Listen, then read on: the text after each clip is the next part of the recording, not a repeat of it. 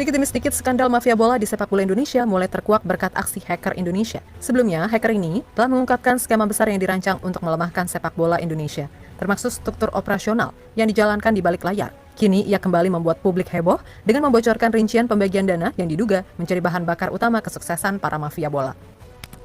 Tanya itu, sang hacker juga kembali menyinggung sosok misterius yang dikenal sebagai Mr. X, nama yang sempat mencuat saat diwawancarai oleh Najwa Shihab beberapa tahun lalu. Jadi bagaimana sebenarnya aliran dana tersebut menggerakkan roda mafia bola? Apa kaitannya dengan Mr. X dan dokumen rahasia yang disebut sebagai buku biru? Dalam video ini, kami akan membahas tuntas segala hal yang terungkap tentang pembagian dana oleh mafia bola. Simak sampai akhir video.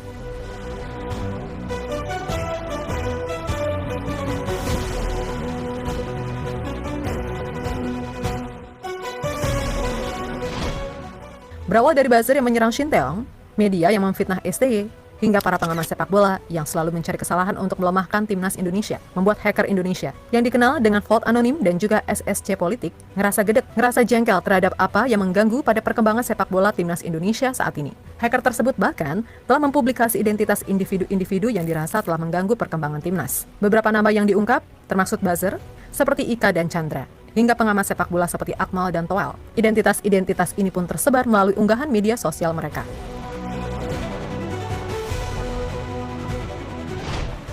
Tidak berhenti di situ, mereka juga membongkar skema besar untuk melemahkan sepak bola Indonesia. Skema ini dimulai dari upaya menggulingkan STY, kemudian melemahkan PSSI, hingga akhirnya ingin menguasai organisasi PSSI.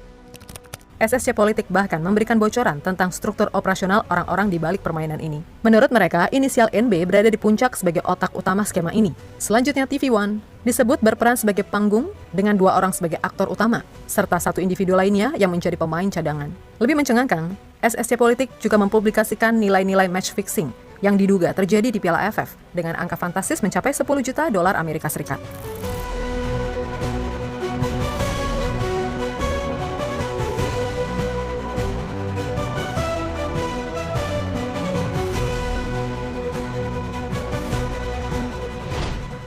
Terbaru, SSC Politik kembali membuat kejutan dengan membocorkan jumlah dana dan kemana saja aliran dana tersebut mengalir.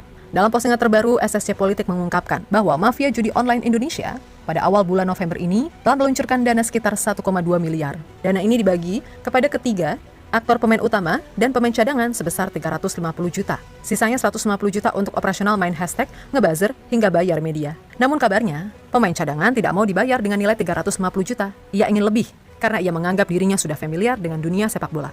Dan pintarnya, transaksi yang dilakukan mereka melalui cash sehingga susah untuk dilacak di perbankan.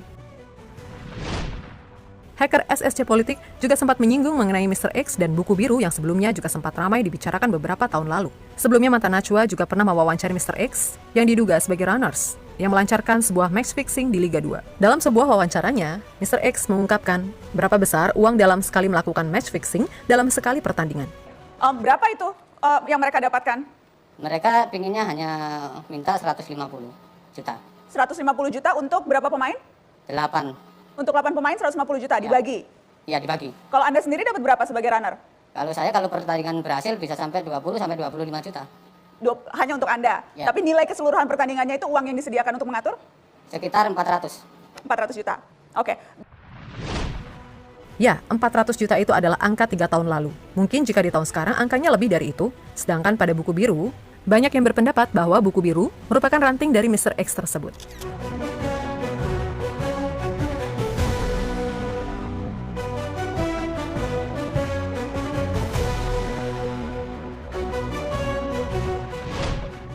Kembali lagi, perlu diketahui, negara Indonesia merupakan salah satu penduduk dengan pemain judi terbanyak di dunia. Menurut survei yang dilakukan John Emprit, Indonesia jadi negara paling banyak yang bermain judi online. Bahkan dari laporan goodstats.id, judi online di Indonesia terus meningkat setiap tahunnya. Pada kuartal pertama tahun ini, Indonesia sudah tembus 100 triliun rupiah. Hal ini tentu sangat menguntungkan bagi para mafia bola dan bandar judi yang bermain di Indonesia, karena market judi online di Indonesia termaksud sangat tinggi. Bayangkan saja jika Indonesia masuk di final AFF, maka besar bet judi bola yang akan pegang timnas pasti akan banyak banget. Dan timnas harus selalu runner up biar bandar nggak rugi. Skemanya, timnas main bagus di fase grup. Antusiasme masyarakat meningkat tinggi. Semifinal main dramatis dan menang. Antusiasme masyarakat semakin tinggi. Di final, bandar judi, kita mainkan ini. Kita akan untung besar. Ya, ini adalah asumsi liar saja, tapi sedikit masuk akal. Perkataan Akmal mengenai AFF marah karena Indonesia menurunkan skuad U22, sebenarnya belum jelas dasarnya dari mana. Dan saya ingat sekali ketika tur Piala AFF ke Jakarta, pihak AFF tuh marah sama Sintayong. Ketika kita mau menurunkan tim U22. Pihak AFF marah sama Sintayong? Iya, karena kita mau menurunkan U22. Artinya kita mendowngrade sebuah event yang sebenarnya untuk kategori umur itu sudah tersedia. Karena tujuannya adalah itu tadi, regenerasi. Iya, regenerasi kalau untuk U23 misal ada Piala AFF U16, ada Piala AFF U19, ada Piala AFF U22. Sudah ada kelompok umur masing-masing. Sudah ada kelompok umur. Jadi AFF yang pihak mana nih? Tapi jika ini benar, mungkin saja ini adalah salah satu strategi yang dilakukan oleh Pak Erick dan STY untuk buat mafia bola marah.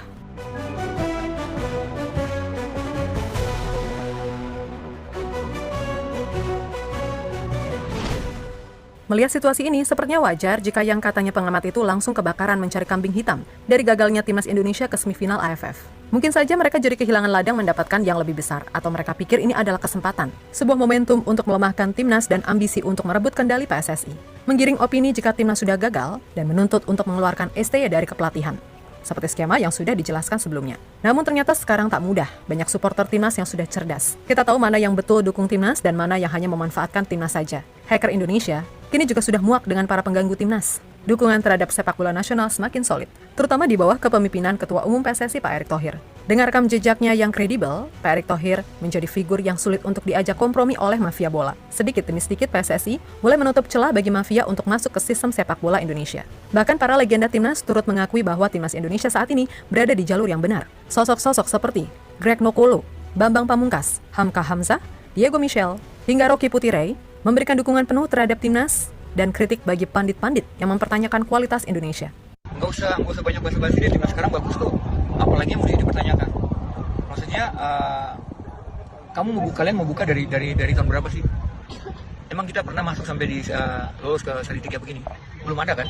Ya, jadi apalagi yang mesti dipertanyakan timnas sekarang bagaimana? Ya memang mereka bagus. Jadi ya memang itu yang layak harus dipertahankan. Jadi kalau buat saya sih tanggapan-tanggapan miring dari rekan-rekan atau pecinta sepak bola yang ini ya sedang ya mungkin kan di otak mereka aja yang miring. Jadi mereka aja mungkin berpikir untuk bantu timnas saja belum tentu. Berpikir saja belum tentu. Tapi komen banyak.